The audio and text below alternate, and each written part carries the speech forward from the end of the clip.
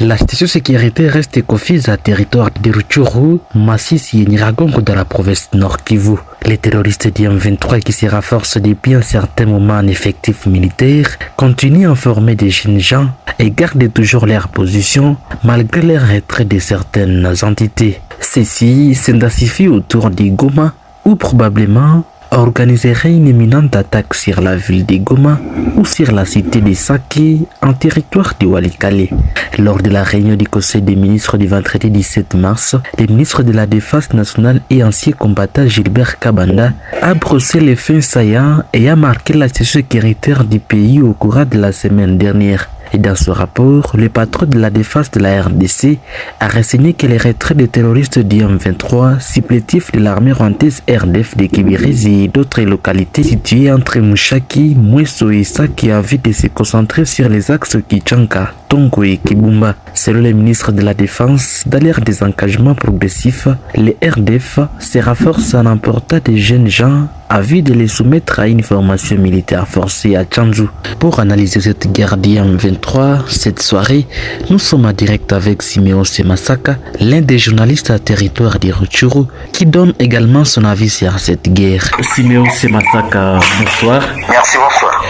Eh bien, ce soir, vous êtes en direct sur Afro Info 243. Nous rappelons que vous êtes un chevalier de la plume à territoire de Masisi, cette partie de la province Nord Kivu qui est menacée par la rébellion du M23. D'entrée à liste, quelle analyse faites-vous par rapport à l'évolution de cette guerre qui semble évoluer à une allure très inquiétante? Oui, merci de m'accorder encore la parole pour voir comment, si toutefois on peut mener ensemble des analyses compte tenu de la situation qui continue à s'empirer dans la partie est de la République démocratique du Congo, notamment dans la province du Nord Kivu et l'Ituri précisément.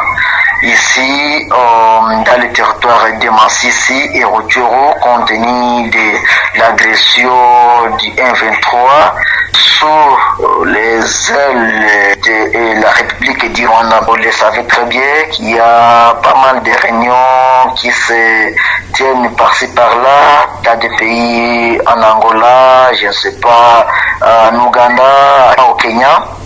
Et puis nous voyons que tout cela, c'est chercher comment endosser, chercher comment mettre l'ennemi, le terroriste M23 dans le dos et chercher comment percer, voire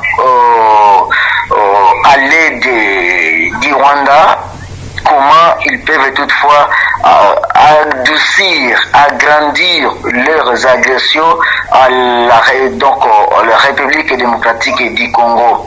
Ici, dernièrement, il y a eu une décision avec Jean Lorenzo, comme quoi il y aura une forte délégation, donc les éléments de la force burundaise qui sont venus jusqu'ici à Goma, aller même à Mubambiro, aller dans le territoire de Masisi, mais cela n'a pas vraiment fait la solution parce que nous, comme la population, on pensait que peut-être si une fois la force burundaise sera là, feront quand même de mieux puisque les Kenyans qui sont là depuis, je ne sais pas, les mois et mois ont passé, mais en arrivant là-bas, les Burundais n'ont pas voulu occuper les places qui ont été sous couvert des 1-23 sans que FRDC ne soit quand même pas intéressé dans l'affaire. Allez voir ce qui s'est donné. C'est le 1-23 qui a dit aux combattants burundais, non, il n'y a pas moyen de laisser nos cités, nos villages que nous avons conquis entre vos mains étant en collaboration avec le FRDC. Qu'est-ce que cela montre? Qu'est-ce que cela voulait dire? Alors, nous comprenons que c'est toujours des politiciens qui continuent à manigancer la situation, qui continuent à créer des choses là pour voir si ça peut toutefois échouer et que la mission de l'M23 atteigne. Et si c'est là, donc, les révisions, la population aura aussi la place à agir. Alors, Simeon Semasaka, IAP, les rebelles d'IAM 23 se sont retirés de certaines zones qu'ils occupaient déjà. Et aujourd'hui, ça fait presque une semaine et quelques jours qu'il y a calmé sur différentes lignes de front, bien que l'armée congolaise a signalé qu'il y aurait encore des violations du cessez-le-feu. Vous pensez qu'est-ce qui serait en train d'être manigacé par cette rébellion d'IAM 23 qui aujourd'hui on ne sait pas vraiment dire sa position et qui respecte ou pas les cessez-le-feu, où elle serait positionnée et qu'est-ce qu'il serait en train de faire. Vous, personnellement, vous pensez qu'est-ce qui se cacherait derrière tout ça? Bon, oui, chers journalistes, quand on parle de cessez-le-feu, il fallait dire cessez-le-feu et montrer les fruits de ce cessez-le-feu.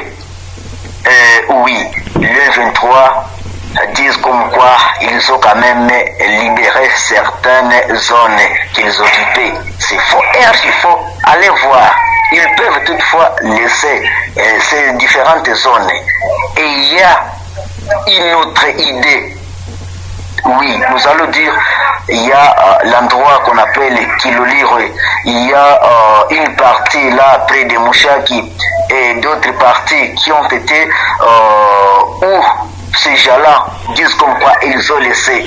Mais allez voir quelque part, tel que vous venez de le dire, il y a une chose qui est cachée là derrière. Ce n'est pas laisser ces zones par leur propre volonté, mais c'est chercher comment nous jouer, nous Congolais, chercher comment nous manigancer. Donc c'est un jeu que ces gens-là ont en train de jouer. Ils peuvent toutefois dire ok, nous laissons le place, nous laissons ces zones entre les mains de l'EAC au moment où ils sont en train de chercher comment nous contourner, comment aller encore conquérir d'autres zones qu'ils avaient échoué dorénavant. Comme ici dernièrement, ils ont tenté de récupérer ça qu'ils ont échoué. Ils tentaient depuis longtemps à sauter sur la ville de Goma, mais ils ont échoué. Pourquoi ne pas dire nous laissons ces zones sous le main de l'EAC pour aller se concentrer et voir comment ils peuvent conquérir ou ils peuvent toutefois frapper du côté SAC et du côté Goma, voir comment ils peuvent toutefois sauter sur ces deux grandes parties de la province donc et après avoir récupéré ces deux parties, là c'est automatiquement se prononcer ou se proclamer qu'ils ont eu la grande partie de la province, qu'ils ont eu la province. Vous savez que la capitale du Nord Kivu, c'est à Goma. Et puis, si nous ne sommes pas quand même vigilants, ces gens-là peuvent toutefois nous jouer, peuvent toutefois nous manigancer à penser qu'ils sont en train de retirer ou de se retirer dans ces zones-là, trop reculer, la mouchaki, quoi, tout ça, pour chercher comment sauter sur ces grandes entités. Voilà, alors Simeon Semasaka, attaqué journaliste, vous pensez que qu'est-ce qui doit être fait par le gouvernement congolais pour barrer une fois pour toutes la route à ces extrémistes d'IAM 23? Bien, ce que le gouvernement devait faire ou ce qu'il doit faire, c'est rester toujours catégorique. Ne pas aller de gauche à droite, ne pas dire comme quoi il y a cessez-le-feu, nous allons croiser. Il faut une fois cogner, il faut pilonner tel que le président l'a toujours voulu pilonner et jusqu'à ce que les gens-là sentent quand même qu'il y a la force et les poursuivre, appuyer les Wazalendo, donc donc les patriotes appuyer d'autres forces qui peuvent toutefois se réjouir derrière les FARDC, les poursuivre jusqu'au niveau là où, jusqu'à leur source, si je peux le dire.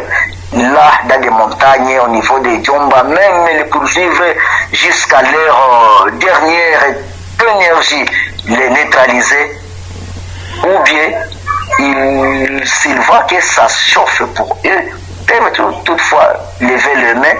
Ok, on les intègre, si on peut les intégrer, si on ne peut pas les intégrer, alors ce sera le choix du gouvernement. Mais vraiment, c'est très compliqué. Voilà, merci beaucoup Siméo Semasaka. Nous rappelons que vous êtes l'un des journalistes à territoire de Massissi. Merci d'avoir aussi apporté votre analyse sur Afro-Info des 43. Merci, c'est moi de vous remercier encore. C'était là Siméon Semasaka, l'un des chevaliers de la plume dans les territoires des Massissi de la province du Nord Kivu. Siméon Semasaka qui pense que le gouvernement congolais devait sans cesse activer l'option militaire pour neutraliser une fois pour toutes ces mouvements du 23 mars M23. Madame, Messieurs, merci de nous suivre sur Afro-Info 243. Merci pour vos commentaires, l'accueil et partager la vidéo. Je suis Richard Maliro Kakoulé pour Afro-Info 243.